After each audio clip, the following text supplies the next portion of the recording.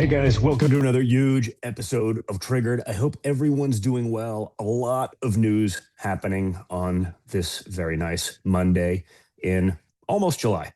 We're almost again into July and America's 250th birthday. The time is just flying by. I mean, a quarter of a millennium. Pretty incredible stuff. Uh, but as always, the swamp's veto on the MAGA mission is falling apart in real time. They're trying hard, guys, but it's not going to be that easy. The bureaucratic veto, where, faceless agencies get to run the country, no matter who the voters actually vote for. It doesn't matter. You can vote for that person. We can put them in that spot and we're going to do whatever we want. Well, we're fighting back.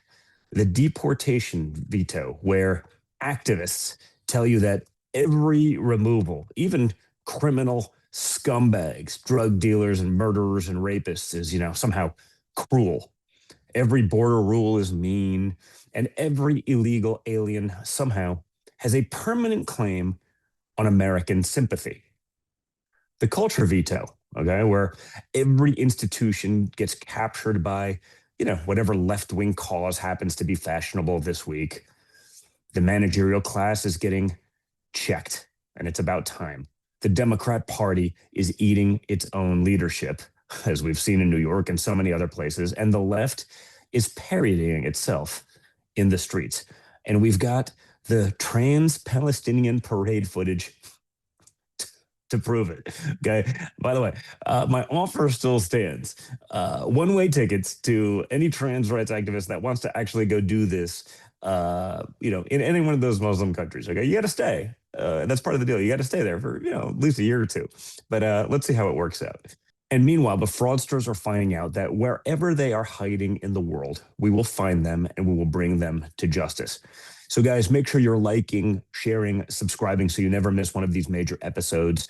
Turn on notifications again so you don't miss it, and so you just don't forget. That happens, especially in the summer if you're out barbecuing. You may want to watch this, or at least put notifications on so you can always watch it later. If you miss the show here on Rumble, go over to Apple, go over to Spotify podcast and catch it there. If your friends get their podcast that way, make sure they're aware. Send it to them there. That way we get the message out. For all of the top headlines that we cover here on the show, go over to my news app, MXM News, like Mike, X-Ray Mike, MXM News, where you can get the mainstream news without the mainstream bias. And of course, don't forget about our brave sponsors for having the guts to support this program and, perhaps a couple others just like it. And guys, we have another familiar face sponsoring the show now, Goldco. Gold just surged past $5,000 an ounce. Silver blew past 100. And the U.S. just added silver to the critical mineral list, meaning it's now considered crucial for American security and economic survival. This isn't speculation. This is real. That's why I've renewed my partnership with the #1 rated gold company, Goldco. A+ rated by the BBB, the Better Business Bureau, and they've helped Americans place over $3 billion in gold and silver. So visit donjrgold.com, DONJR gold.com, to get a free 2026 gold and silver kit. And because you're part of this audience, you get up to 10% back in bonus silver or gold just for getting started. Again, that's donjrgold.com. Do it now. Educate yourself. What do you have to lose? It's America's 250th birthday, and it's just days away. And it's the perfect time to experience our history for yourself. From Gettysburg to Independence Hall, from presidential homes to national battlefield, the Heritage Guide to Historic Sites helps families explore America's most important places with confidence. The confidence to say you're not being manipulated or, given the DEI talking points on our history. The guide helps you fight back against the rewriting of America's past and enjoy the greatest that America has to offer. One site at a time. To learn more, check it out at heritage.org/DonJr. That's heritage.org/DONJR. Now, let's get into all of the details. And I want to start with the Supreme Court. And I know it wasn't all good news, especially on the mail-in ballot case, but one ruling today was a big, big win in our favor. Now, this is one of those cases that sounds, super technical and tries to be confusing, but really at its core, it's pretty simple. And it restores the power of the president to fire subversive bureaucrats. Okay. No longer can you just get a position in DC. And if you're not a political appointee, then you can just go run roughshod. You can do the opposite of what the commander in chief wants, and you get to keep your job irrespective of that. You can throw up every roadblock. You can block the mission. You can block what the voters wanted. Doesn't work anymore. There's an old court precedent back from the days of FDR that said that Congress has the constitutional authority to limit the president's power to remove leaders of independent regulatory agencies. But today, the Supreme Court overruled that decision, granting the president sweeping authority under Article 2 to fire leaders of independent agencies for any reason or no reason whatsoever, because it's all his decision. Here's a clip from a friend of the show, Senator Eric Schmidt, actually predicting this a few months back and why it matters now more than ever before. I Googled up Constitution, and I didn't find fourth branch of government.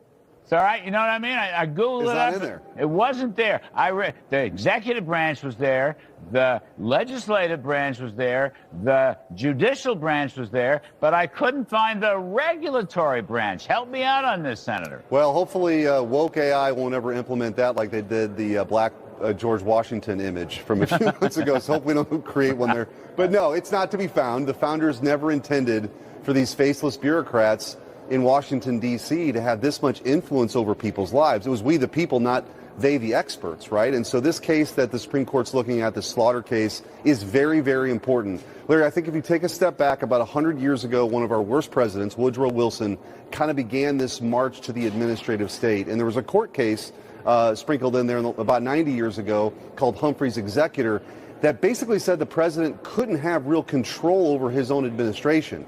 The court is about to, I hope, to overrule that. The American people elect one person, well, two, with the vice president, to handle the Article 2 branch. And the head of that Article 2 branch gets to decide the people that get to work in the Article 2 branch. And so this case, I think the Supreme Court's going to rule it the right way. It'll go a long way in reining in the administrative state, much like the Loper Bright case last year did with this overturning the Chevron deference that had existed for a few decades as well. So this is a big deal because it goes to the heart of the scam, right? The left loses elections, but they find backdoors ways to keep the agencies. Okay, they have people that have been instilled and implanted in there for decades. They lose the argument, but they try to keep the rulemaking power, or at least block anyone else from doing something other than what they want. Okay, they try to prevent it. They slow roll it. They wait them out. They wait for another election, and hopefully they win, and then they get back to their full radical agenda. But they block anything that anyone would want to be doing. But our founders made it clear 250 years ago, the presidency isn't supposed to be a suggestion box for the permanent bureaucracy. The president is elected by the whole country. He is accountable to the voters. He gets judged by the people. And I know you're hearing all about the mail-in ballot case, which Roberts and Barrett, buckled on, of course. But overall, there are big things going in our favor. And how do we know? Because the left is already melting down, especially over this ruling. They're claiming that this politicizes agencies. In all fairness, what politicized the agencies was radical leftists in there. But, politicizes agencies? Like, really? Really? The agencies were already political. They were just political in one direction and one direction alone. And as long as it was in the direction of the left, that was fine. They're protected by process, staffed by the same, credentialed class, and defined by the media because the bias benefited the left. That's the part they're mad about. Not the politicization, but the accountability. And by the way, this connects right into immigration because the same people who want agencies to be independent of voters also want borders to be independent of law. And to demonstrate this insanity, failed presidential candidate John Kasich found himself on the wrong side of maybe one of the all-time great ratios on X this weekend, after coming out in support of endless temporary status for Haitian immigrants, right? Temporary status. They've been here for 20 years. Temporary is over, okay? Temporary means temporary, not permanent. This is insane. But this clip is a perfect example of the old Republican consultant brain. Check this out. The Supreme Court decision has said that Haitians are going to have to be removed from Springfield, Ohio. I guess I understand that, but there is an opportunity for the Congress to extend temporary protection status because things in Haiti are just deteriorating, and sending people back there with their families, to me, is just crazy. I wish the Congress would extend this for the Haitians, but if not, they'll say that that's the law. And to quote somebody, a figure from a Charles Dickens novel, if that's the law, then the law is an ass. So let me get this clear. According to Kasich, temporary means permanent. Now, I don't know, call me crazy, but if you use the word temporary, maybe, just maybe, it should actually mean temporary. Kasich says families in Springfield, Ohio, and the communities across the country could be thrown into chaos if these protections end. How exactly? The chaos in those communities happens when Washington imports problems and then calls local people heartless for actually noticing, for actually complaining, for realizing that their resources are being scattered amongst people probably not paying into those same systems. What about the schools? What about the hospitals? What about housing? What about social services? What about policing? What about the citizens who never got asked whether they wanted to become a test case in some leftist immigration theory? This is the part that drives normal Americans crazy. It drives them absolutely nuts, and it should. The political class creates a temporary protection. Then it extends the temporary protection forever. Do you get that sort of leeway from the government? No. Do you get endless temporary protection on your taxes, for example? On your loans, on your mortgages, on absolutely anything? No, you don't. The goal here was always to create a backdoor permanent status while telling the public that it was temporary, okay? Temporary allows you to sell it, you're doing some good, and then when they're here 20 years later, 40 years later, 100 years later, now it's your problem. Check this out. Well, temporary protective status in its name itself says exactly what it was designed for. It was never a permanent status. It was temporary status. And the court ruled correctly on this in a 6-3 decision.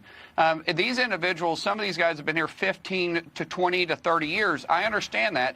But they had an opportunity during that time, if they wanted to try to change their status, they could. They chose not to. Now the temporary protective status is over. They have to go home. Now, they don't have to go to the country that they came from. If they're not feeling safe, they can go someplace else, but they cannot stay here. Your TPS, temporary protective status, is over. So we will help assist you in leaving if you would like. We'll buy you an airline ticket. We'll give you $2,600 to reestablish yourself someplace else if you don't want to go back to the country you came from. But you have to leave, and we're going to assist you in doing so. And if you choose not to, then we'll pick you up and force you to leave. For far too long, until my father, every time America tried to enforce the rules, the story became centered around the hardship of the person who might be removed. Never the hardship of the American town that absorbs the consequences. Never the hardship of the taxpayer that has to pay for all of this. Never the hardship of the citizens who followed the rules and got pushed to the back of the line. Never to the hardship of the illegal immigrant who did it right, paid the fees, waited the years, respected the process, and then watches activists tell everyone else to cut the line and dare the government to actually do anything about it. You can't run a country that way. You can't have temporary programs that can't be ended. If no one can ever be removed, then the law is fake. Now, this is where the old establishment used to win. They could hide behind process. They could hide behind jargon. They could hide behind the Sunday shows. They could hide behind the idea that grown-ups in Washington somehow knew better than the people living with the consequences. And it creates a real paradox for Democrats because their extreme base is now going after even the most far-left leaders one by one. The left loves to tell you they're the tolerant ones. They're the inclusive ones. And then the second one of their own steps 1 inch out of line. I mean, you can still be like 99% radical Democrat, but 1 inch out of line. You don't agree on one point that maybe your constituents 100% don't agree with, even the leftists. And the mob shows up and eats you alive. Check this one out. Scott, I think your legislation on trans issues and your legislation specifically protecting queers on the sex offender registry is fantastic. Like, I really applaud you for that, and I think you deserve to be here for that. But I think your housing policy, and specifically your housing policy aligning with Gimby's, and I think your policy on the genocide in Gaza, and I think your policy on the genocide in Gaza is terrible. I think you do not belong here. I think you do not belong here. You do not belong here, Scott, anymore. It sucks because you've been wonderful. You've been wonderful for trans people, and you've been terrible. And you've been terrible. You've been terrible. You've been terrible on Gaza. You do not belong here anymore, Scott, and it breaks my fucking heart. It breaks my heart. It breaks my heart that someone who wrote good legislation for queers is so fucking terrible on Gaza. Scott, do you have anything to say? Do you have anything to say about Gaza? How could you do this to San Francisco? How could someone like you do this to San Francisco? Scott, say something. Redeem yourself. Do something. Scott, I want to like the person who had such good legislation on trans rights.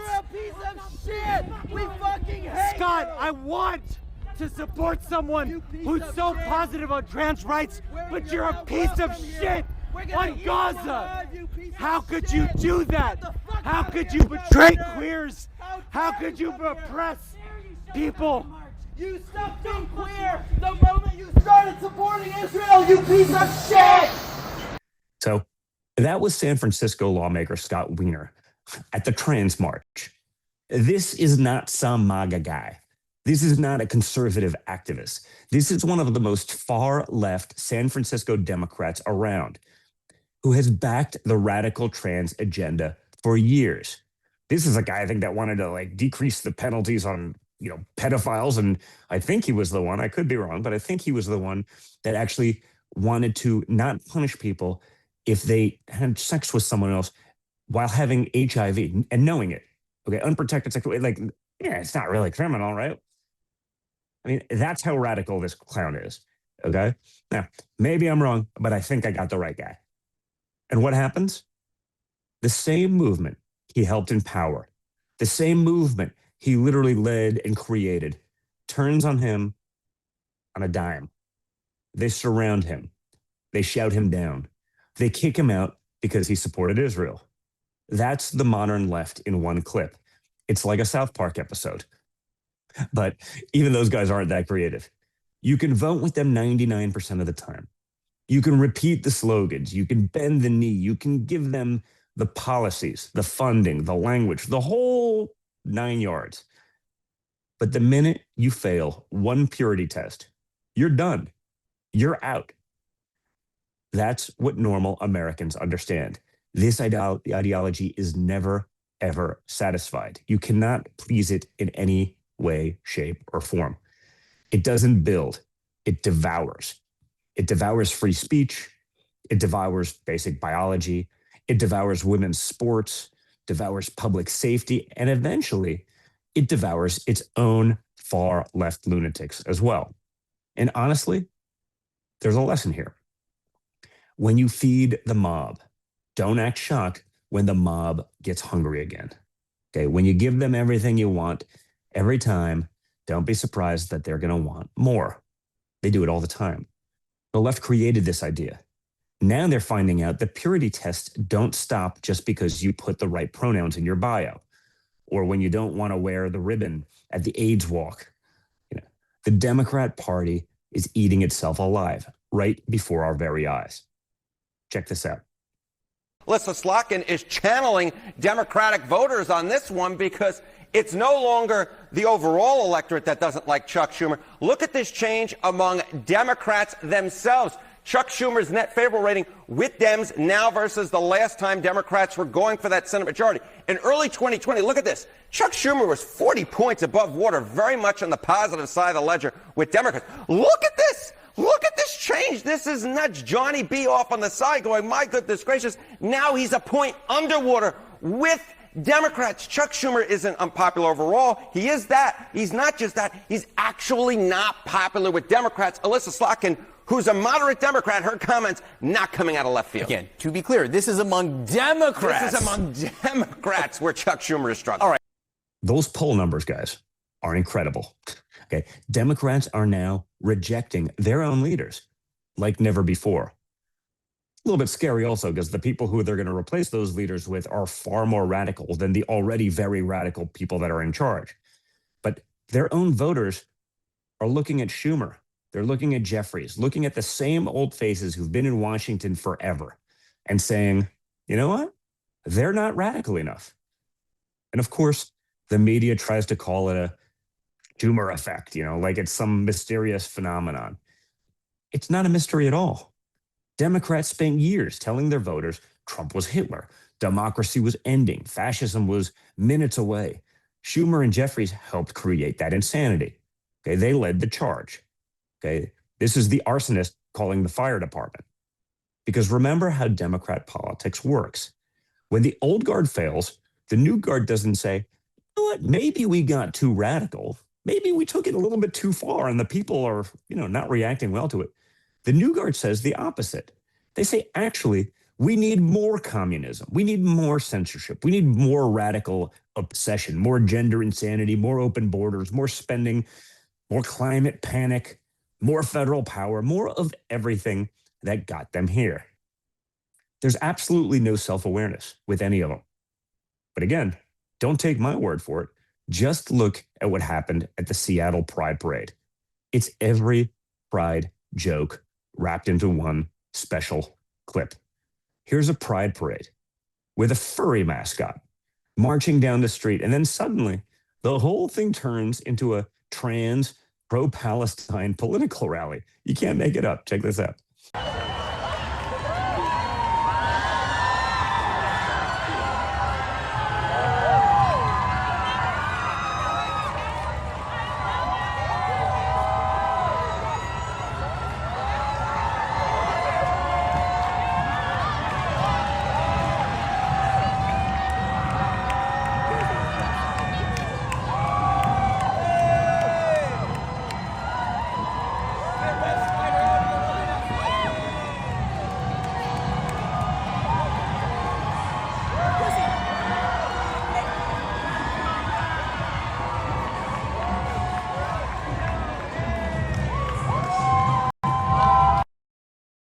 This is South Park, as I said earlier.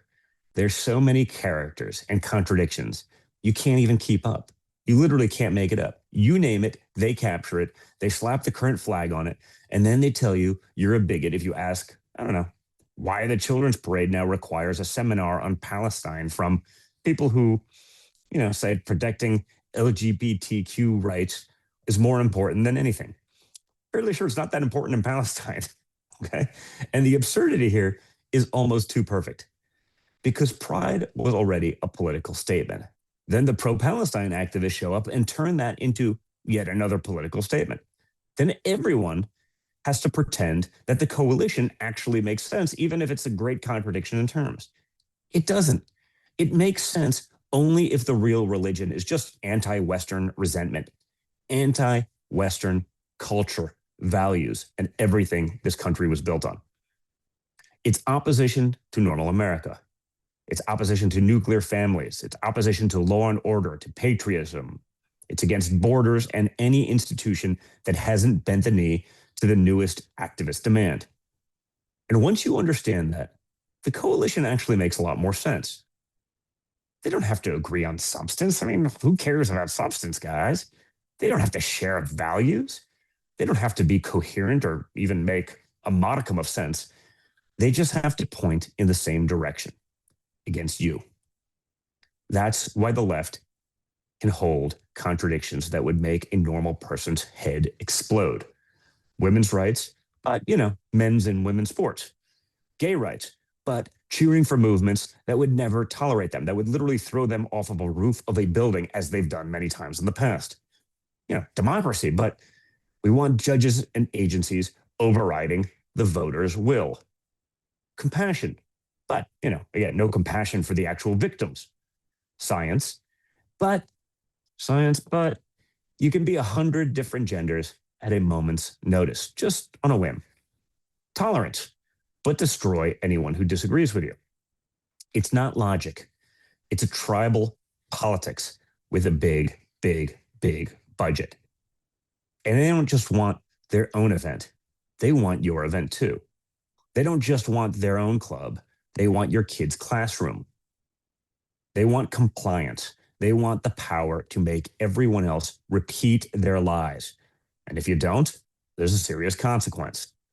Which brings me to this clip from a Democrat running in New York. This one's incredible because it takes the exact same instinct and applies it to an issue no one is even focused on. The Democrat nominee for New York's 7th district wants to abolish the TSA pre-check and nationalize the entire airline industry. Watch this out. My hot take is we need to abolish pre-check. I've got like a million beefs with the airline industry and the process of having to fly. We need to nationalize the airline industry. But let's start by abolishing. They always end up in the same place, guys. Nationalize it, right? Communize it. Let's make it a communist nut. It's worked out so well before. This time it's going to be different. Make everything worse. Make it slower, more expensive, more ideological, and somehow call that justice. And I love the pre-check part because it's such a window into their mindset, right? TSA pre-check is one of the few government-related travel things that actually makes the airport slightly less miserable, okay? They've got it done well, especially for, it's there for people who travel a lot, the people who don't walk through the x-ray machine with all sorts of stuff still in their pockets, people who've done this once or twice before. It lets those who know what they're doing go through and do it relatively effectively and efficiently. They get a faster line because, they've gone through a vetting process. They get a faster line because they've done this a bunch of times and they know how to speed things up. Normal people hear that and say, great, maybe the security line won't ruin my day. It makes it better for everyone else as well. The left hears that and says inequality, because they can't look at anything without somehow asking how to flatten it, how to politicize it, how to punish anyone who actually follows the process. If you worked hard, that's a privilege. If you saved money, that's a privilege. If you went through the pre-check process, apparently that's a privilege too. This is why these people can't be trusted with anything. They don't improve systems. They don't want to. They resent systems that work better than their ideology. That's a problem. It needs to be fixed. And when that system works, because it rewards responsibility, verification, planning, payment, or, simply competence, they see it as an insult. That's the core of modern leftism in one airport line. And once you see it, guys, you really can't unsee it. And here's the part I want people to understand, because this is where the old Republican Party got it wrong for a very, very long period of time. They thought the answer was to manage the left's institutions, just manage them a little bit better. Keep the agency, but maybe just appoint a nicer commissioner. Keep the immigration loophole, but maybe ask Congress to tweak the timeline a little bit. Keep the DEI office, but maybe change the training title. Keep the foreign aid pipeline, but call it a new name. That doesn't work. It hasn't for decades, and it never will. Underneath all of it is the same question. Who decides? That's the real divide in the country right now. Who decides? It isn't left versus right in the old sense, right? It's self-government versus managed decline. It's citizens versus managers. Now, you'll still see Democrats putting on a hard hat for a campaign ad and pretend that they're for working people. But honestly, at this point, does anyone believe it? No, nobody believes it. The guy stuck in the airport line does not believe it. The family trying to find an apartment in a city flooded by illegal immigrants does not believe it. The small business owner getting strangled by agencies doesn't believe it at all. The taxpayer reading about another fraud case, billions of dollars out the window, doesn't believe it, and they probably haven't for a long time. But remember, as we've covered week after week, the Democrat machine cannot survive without fraud. Fraud is their feature. It's not a bug. It's the feature. And just last week, the number 2 figure in the Somali-Minnesota record fraud scheme finally got caught in Somalia by the FBI. Check this out. The FBI calls him the number 2 guy in Minnesota's largest ever fraud scheme. This evening, he is behind bars thousands of miles away. Only WCCO's Jonah Kaplan talked to the team who tracked him down on another continent. And Jonah joins us right now. So he's been on the run for years.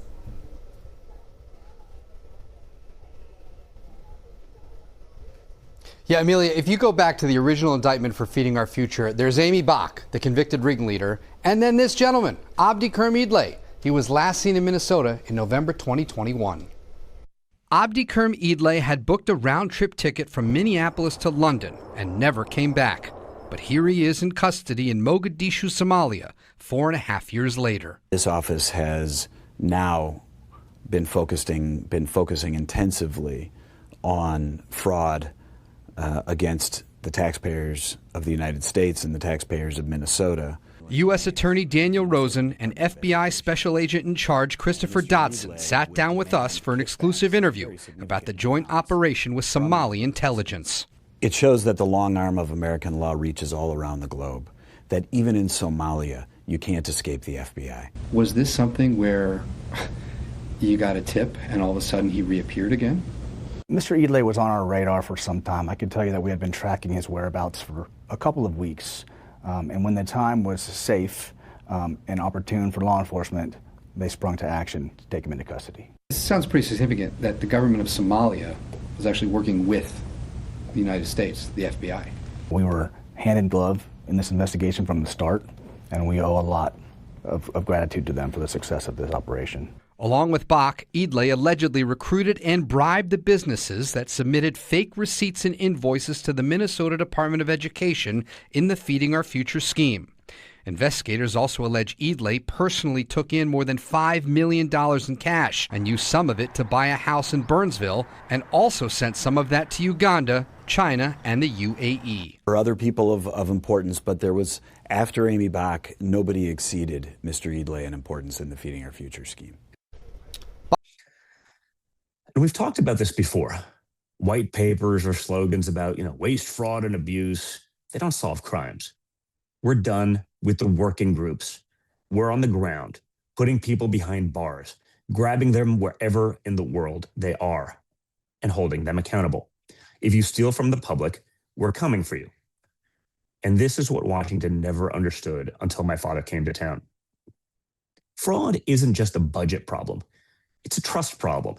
It's a legal problem. It undermines law-abiding Americans' faith in the entire system. The American people have been lied to for too long by people who hide power inside paperwork. And that's why today is a good day for several reasons. Because every story is a different version of the same crack in the wall. The administrative state wall, okay? The administrative state wall is a disaster. The open borders wall, or I should say probably lack of wall.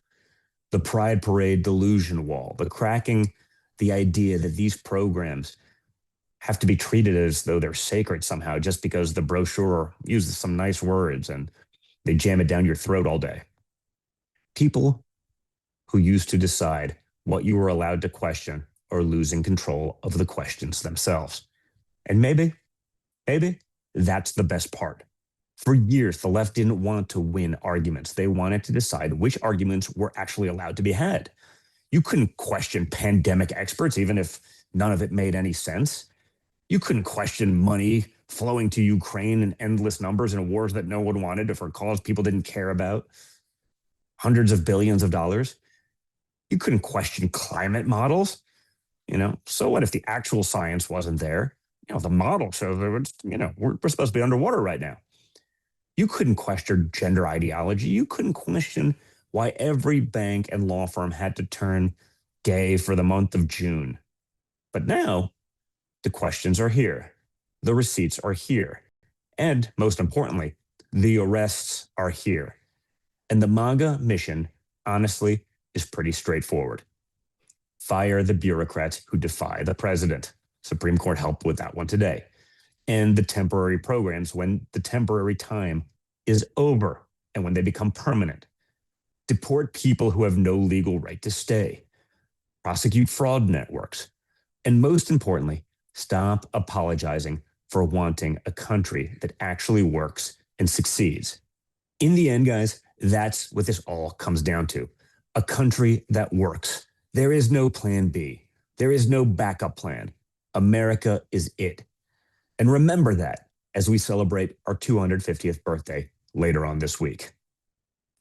Guys, that's the show for today. Hope you guys are doing well. Sorry, I'm on the road. Actually, I had to swing by my cabin for a little bit, but we wanted to make sure we get all of this stuff out there. Just make sure you're liking, sharing, subscribing, turning on notifications. Okay, just hit the little like button. It takes no time whatsoever. Hit the little like button. Share this with a bunch of your friends. Check us out on Apple or Spotify. If your friends get their podcast that way, make sure you subscribe and then share it with them. You guys have to help get this stuff out there so people see through the noise and the machine that's so controlled by the other side, okay? Check out our links down below for more information on our great sponsors. It takes a lot of guts to support a show like this and to take that. So support those who share your values. Download MXM News, where you can get the mainstream news without the mainstream bias, okay? Support, again, all of those who support the show. It's a big deal. It matters. It's what keeps this going and hopefully gets the word out so that we can actually effectuate real change for a change. So in the meantime, stay strong, stay informed, stay engaged, and as always, stay just a little bit triggered. Thanks a lot, guys, and I'll talk to you all again very soon.